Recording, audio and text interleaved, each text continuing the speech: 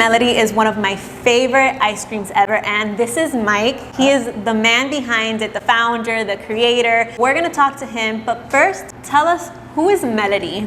Melody is my 10-year-old, soon-to-be 11-year-old daughter, who is the love of my life, actually, and my best friend, and the inspiration, sort of, behind this labor of love. Named the business after her, because I knew if I put her name on it, I would give it my all. And never give up on it. Yes, exactly. I can't fail her because her name is on it. So I knew that by putting that stamp on it, I was putting the stamp of all the love I have in my heart into this product and into this business. And why ice cream? When I was a teenager, I was obsessed with Ben & Jerry's.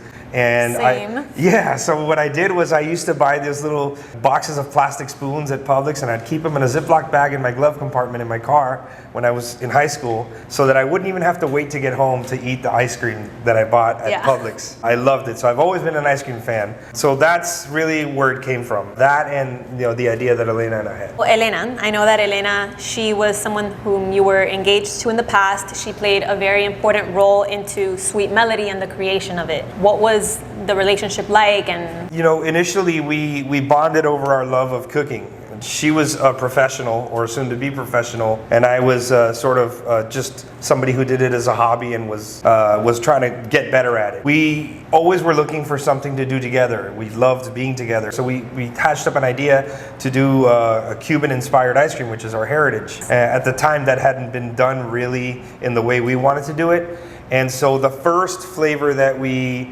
decided we were going to make was guava cream cheese. And we were going to call our company Bo & Joe's, which is why the guava cream cheese is named Bo & Joe's Guava Cream Cheese. It's a tribute to her. And we played a lot of Scrabble, and Bo & Joe are two-letter words from Scrabble that mean sweetheart. That was going to be the name of our company. And that was really the seed of where making ice cream came from. Unfortunately, she passed away in July of 2009 after an illness, and sort of got away from this, went back to what I was comfortable doing. Which was? I was working in the bar industry. It is hospitality, but it's a different kind of hospitality. Were you a bartender? I was. I did it all. I went all the way up to general manager. And when Melody was getting to be 1 or 2 years old, she, I'd be getting home so late, she'd be waking up. She was a baby, and that lifestyle was not very conducive to parenting. So I started working at my friend's catering company. I got the love for the kitchen again, and that's how Sweet Melody was born.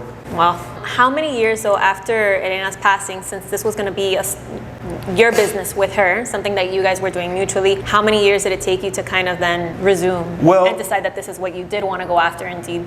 The crazy part is when you deal with something that, like with grief, there's certain parts of it that you sort of erase from your mind. I totally erased from my mind the fact that we were going to do an ice cream company. Really? Yeah, it's crazy. I feel like it's all very serendipitous, because I was working in my friend's catering company, and just for fun, one night I made a passion fruit and basil sorbet, and then the next day I made a coconut chai, and the next day I made a blackberry thyme.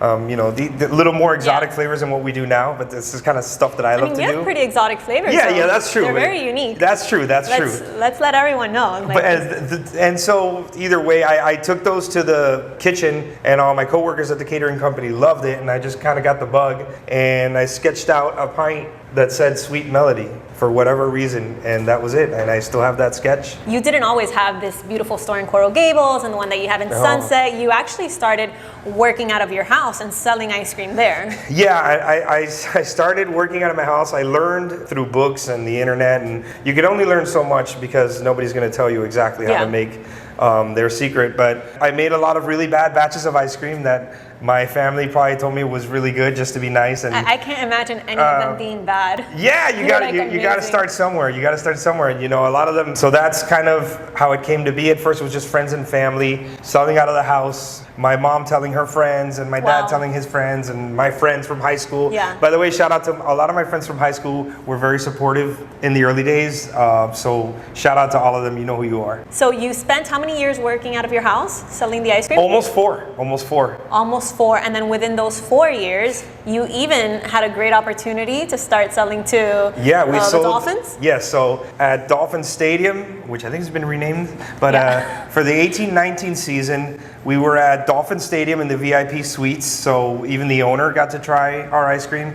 And we were also at the BB&T Center where the Florida Panthers played. One of my favorite memories is I had to go deliver ice cream, and Melody had like a day off from school. It was like a teacher planning day, and she came with me, and we got some awesome pictures. And as we're wheeling up the cart to take the ice cream, the Florida Panthers are coming out in their uniform to get out like for practice. So I love those kind of memories, like, you know, just being on the field, the Dolphins field, when like nobody's around, and like taking pictures, and like it was surreal. I'm like, and the hustle, like you did all of that. Yeah, it was so surreal. I mean, that was an awesome feeling, because I'm like, I've been a Dolphins fan since '84, since I've been here. Yeah. And I'm like standing on the field, holding my ice cream, and it was a great feeling. That was the first kind of like, wow, this could be something. This could be something. Feeling, yeah. I mean, I'm sure if I would have tried that ice cream way before, I could have told you that, like, that it was gonna be something. Well, it was, on. yeah, it was. It's so different also making ice cream out of the house as to in a commercial setting. Yeah. Once you had that experience, 4 years later, what was that turning point? Was it that being at the stadium that made you realize, like, okay, it's time to open up our first shop?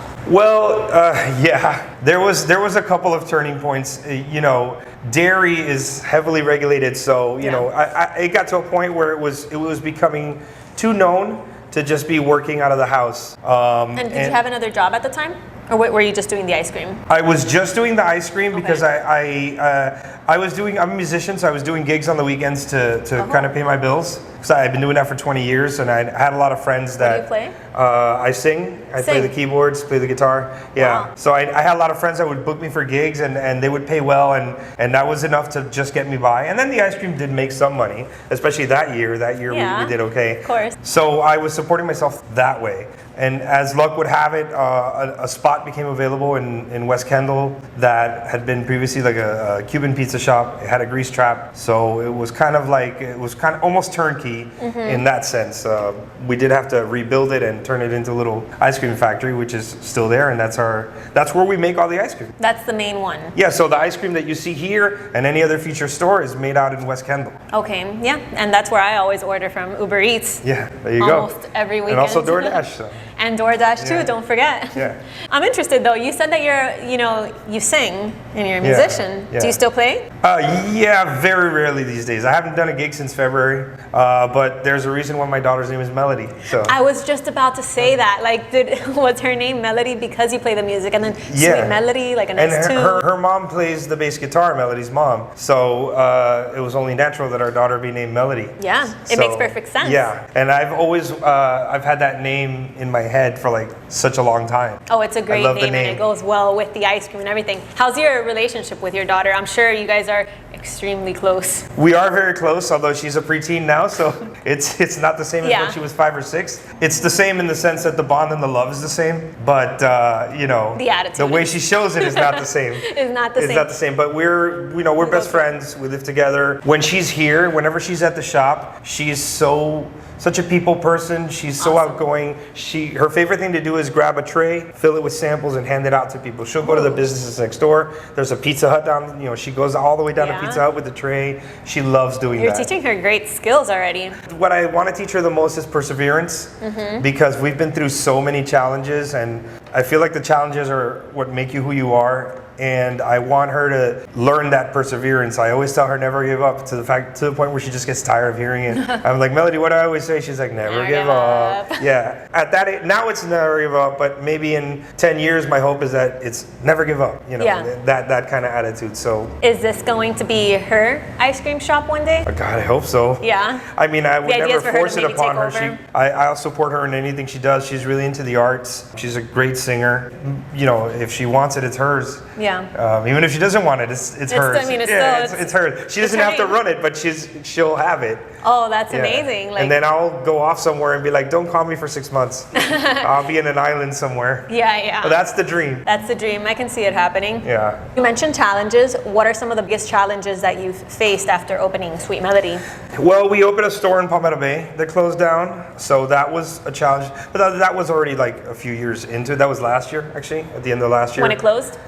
Yeah, so the end of September of 2021. But a lot of the challenges I faced in the early days was not knowing what I was doing. Yeah. One thing that I was very green and naive about was what it took to open a business, open a store. I was like, oh yeah, I'll just put some walls up and put some paint up and grab some ice cream. Didn't know anything about grease traps and licensing and permitting and the amount of money that things cost. So I had to learn a lot of things. Did you have any background whatsoever in business prior to opening up Sweet Melody? I didn't. I was the GM of a very popular local business, but it's one thing to be the general manager and the other thing to be the owner. Like it's a completely different set of rules and things you have to learn. Basically, we're just firefighters putting out fires all day long. So one of the hardest challenges in the early days when Melody was smaller, she's, a lot more self-sufficient now. She's, but when she was 4 or 5, you kind of had to do everything for them. And so one of the challenges back then was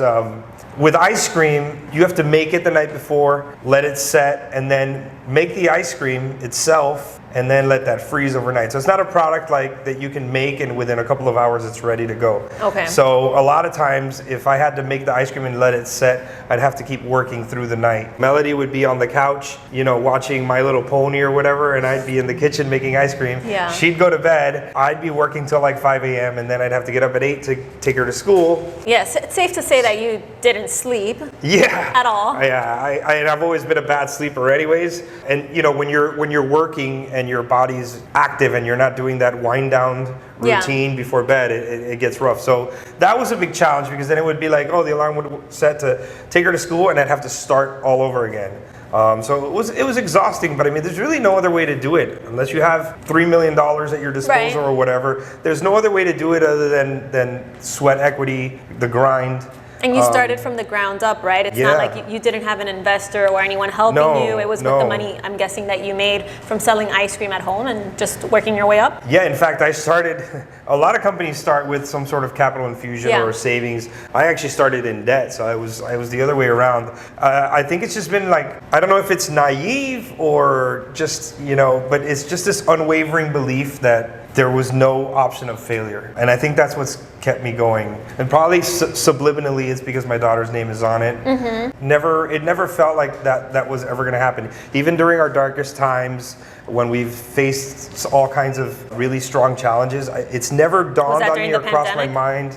No, actually, during the pandemic, because we only had that one location, it was a ventanita, it was actually accidentally tailor-made for what was going on. the pandemic, especially the early days. So during the early days of the pandemic was the craziest we've ever been. The window was just nuts because, you could come up, you didn't have to go inside anywhere. You could come up with your mask and, in the early days, everybody was very, very worried. Right. I'd have gloves on putting gas, so I remember that. Remember those days? So people would, I tailor-made for that time that people would just come to a window with their mask on, get served, and grab their stuff and go home. So and at the time we weren't scooping out of the window; we were just doing pints. So it was a sealed container out of a window. So it was really tailor-made for the pandemic. So we actually built a lot of brand awareness and during the pandemic. Yes. I'm not advocating for a pandemic, but at least it worked. It worked out for us, and I feel very fortunate because it didn't work out for a lot of people.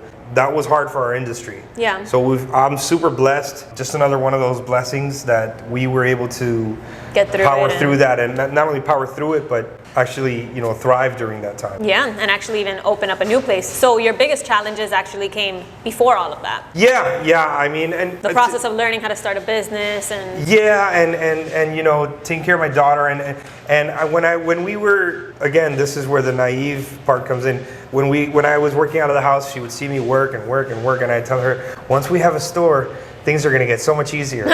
They actually got harder. You didn't have anyone helping you? Was it my mom would come once a week and help me, sometimes twice a week if things got crazy. She would come and she would wash dishes, help me clean the floor. So, and actually she still helps me all the time, not in that capacity, but just with a million other things. And my dad is actually does our deliveries for us. Oh, wow. And he did that slideshow. He does a lot of graphic work. It's a family-run business. This is as family as it gets. Yeah. It's you, your mom, your dad, and who else? I would say Melody. Melody. Yeah, I would say pretty much that, and so much inspiration from people like my grandmother. But yeah, my parents, like, Without them, I would have been dead in the water years ago. And did they help you financially, or the finance came? They're not able to. They're retired and they make very little. I mean, they're not able to help me financially, but if they were, I'm sure they would have. Yeah. But they did everything they could, and they were amazing with it and helping you do all the labor work, and still till this day. Oh, for sure, for sure. If someone right now is in a similar position as you, they want to start a business, whatever type of business, doesn't matter what it is, they might be in debt, they don't have a lot of money, they don't have too much knowledge of how to operate one, what advice would you give them? First of all, be ready to grind. Second of all, read up on what you're getting yourself into. Ask people who know more than you. That's one thing I definitely did. One of the ways I haven't mentioned, it's a kind of a big deal. One of the ways I learned, the main way I learned how to really make ice cream was I bought a textbook, like a $70 little thick textbook on ice cream. Wow. And I ended up emailing the professor who wrote the book. And through email, he sort of taught me what I was doing wrong, to take it from, a home ice cream maker to professional level ice cream making. You'd be surprised how many people are willing to help. And so I think seeking out people that are willing to share their knowledge with you is huge, because you can't put a price on that. So whether you have capital to start or you don't, you have your hustle and your grind, and you have your seeking for knowledge and finding people that are willing to help. I think that's huge. And what were you doing wrong? Well, what wasn't I doing wrong? I was not managing my finances right. I didn't really have things. For example, like now we use QuickBooks, but back then I was just like, I don't know, I had it written down on a piece of paper, and it's fine when you're just starting.